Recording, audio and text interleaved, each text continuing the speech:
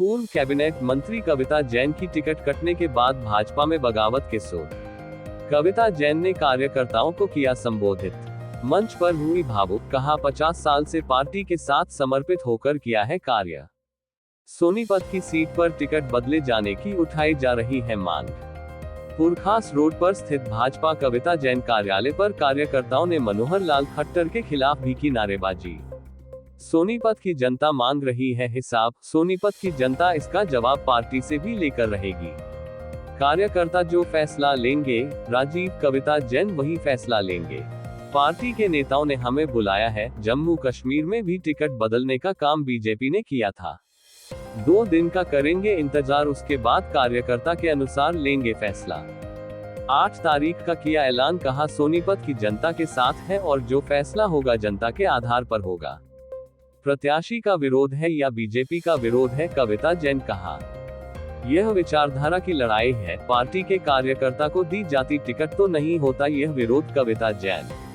कविता जैन ने कहा कि टिकट न मिलने के बाद कार्यकर्ता नाराज हैं और इससे कार्यकर्ताओं का भी भविष्य सुरक्षित नहीं है।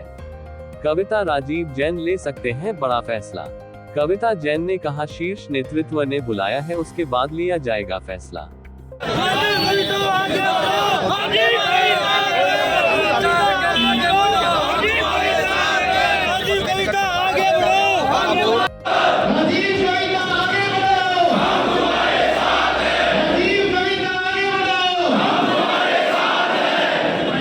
सोनीपत विधानसभा से जो टिकट का बंटवारा किया गया है, कि ये क्या हुआ? हम 50 साल से राजीव और कविता जैन के साथ हम लगे हुए हैं। सारी हमने अपना दिन नहीं देखा, रात नहीं देखी, कुछ नहीं देखा। हमने पार्टी के लिए सब कुछ समर्पित कर दिया और आज एकदम वो आदमी को टिकट दे दिया। ऐसा हमने सपने में भी नहीं सोचा। जो आदमी 2 बार यहाँ टिकट जीत कर आया हो, सब कुछ हमने जिसने निछावर किया हो उसको छोड़ करके, हमारे को छोड़ करके और उसको वोट दिया। 36 आदमी के साथ वो हाथ लेंगे। इसलिए मैं तो मोदी जी से प्रार्थना करता हूँ कि सब निर्णय को विचार करें और हमारे उनको जो भी ऑफिसर है चेंज करने वाले उनको सब कुछ मिले, ताकि ये काम बीजेपी का सुचारू रूप से चल सके और इन टिकट पर तुरंत मिटा जाए। धन्यवाद। हमारे पूर्व पार्षद भाई मोदी जी से वो अपना संबोधन करते हैं। भाई आए हुए हैं, सारे हम जैन साहब के समर्थक हैं और हमारे सुख में और दुख में वो हमारे साथ रहे हैं। हमारा पार्टी से कोई लेना नहीं है, क्योंकि सुख में 2 आदमी साथ होता है, सब उसके साथ देते हैं। कोई का निर्णय होगा, हम उनको अपने सिरमाते में रखेंगे। ये कहेंगे हमारा करना है, आपके साथ में रहेंगे, तन से साथ में रहेंगे। निर्णय इनको लेना है, आपके साथ में।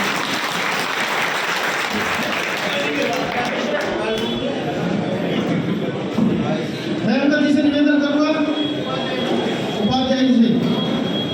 भारत माता की। राजीव कविता, राजीव कविता, राजीव कविता। बहुत कम शब्दों में कहते हुए बाबू देवीदास जी के बाद अगर किसी ने पार्टी को विशाल रूप दिया है तो वो दिया है राजीव जैन जी ने। राजीव जैन जी ने हरियाणा में पार्टी को खड़ा किया। सोनीपत की तो बात ही छोड़िए, आज संगठन ने एक नए आदमी को टिकट दिया है।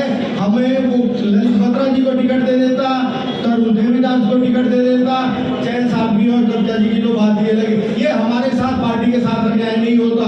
मैं रमापत उपाध्याय कार्यकारिणी का सदस्य इस बात का विरोध करता हूँ कि हमें एकजुट होकर के जैन साहब की मदद करनी चाहिए।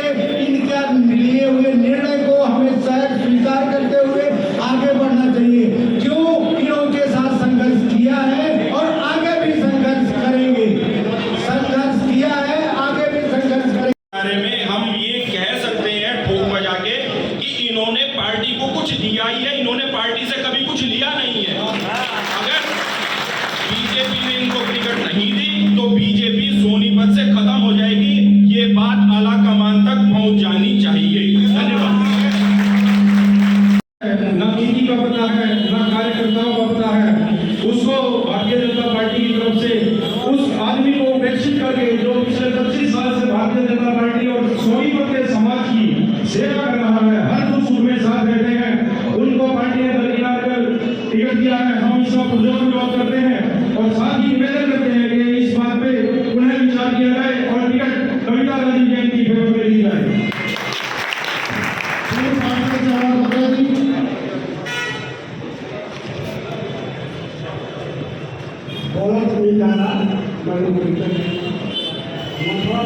चाहूँगा, उससे 2 मिनट का समय लूँगा। राजीव जैन जी मेरे बचपन के दोस्त हैं।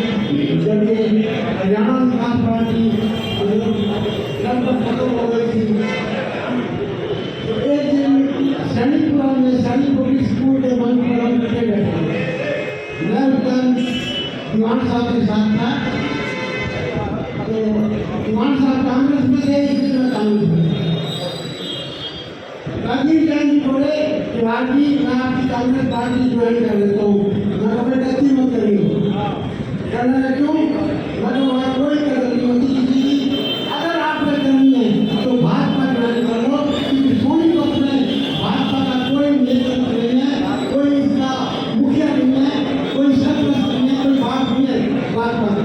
कहने लगे चलो। उस टाइम सागवान जी एमपी थे, इन्होंने कैसे ठीक किया, भाजपा ज्वाइन करी और मैंने खास तौर पर इनका वेलकम किया। कोई सामने की बात करता उस टाइम इन्होंने एक छोटे छोटे बीज बोकर पनीरी काट दी और पेड़ लगाए, और वो पेड़ फले फूले बाग बन गए। आज अगर बात खाने का समय आया तो बाग उठा दिया कि आने जाने वालों की गिनती करो, ये सरासर गलत है, अन्याय है। और मैंने जब 2019 में दोबारा मेरे पंचायत सामने भाजपा ज्वाइन कराई थी, तो पीएम योगी जी का मंच लगा था सेक्टर 15 के अंदर। इस्तीफा दे देंगे हम। एकदम काटा मार देंगे।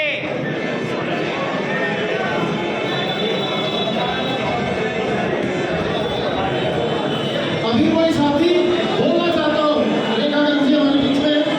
अगर कोई भी साथी पीछे कार्यकर्ता, हमारा इंडियन कार्यकर्ता, अगर कोई भी कार्यकर्ता हमसे बोलना चाहेगा, एक बार आप आगे आ जाओ। ये खुला मंच है, ये कार्यकर्ताओं का मंच है।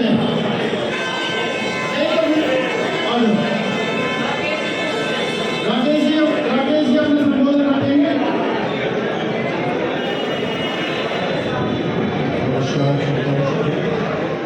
मैं अंदर ऐसे चुप चाहूँगा सबसे मेरे पता कि जो कविता आगे कहेंगे हम इनके मार्गदर्शन में चलेंगे।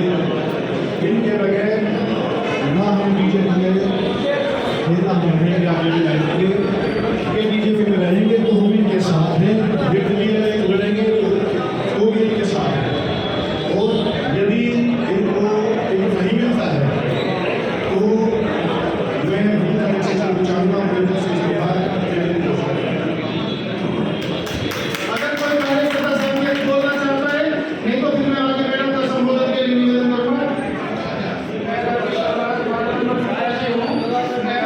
मैं बिल्कुल भी राजनीति नहीं जानता था। जब से मैं राजनीति में आया, तब से लेकर आज तक मुझे यही देखा है कि इस चुनाव का राजनीति आज धोखा हुआ है। आप सब मिलकर इतनी बात कर रहे हो, ऐसे ही आप लोगों ने मैनिफेस्टो में भेज दिया है। जय हिंद, जय भारत।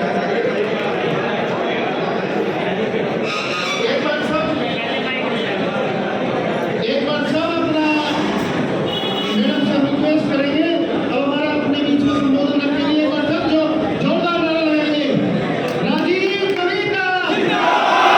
एक बार में हमारे भाई जो इतने दिनों से चुनाव को पूरा संभाल रहे हैं, दिव्यांग जैन साहब के बेटे, एक बार ये और एक बातें आप लोगों के बीच में रखेंगे।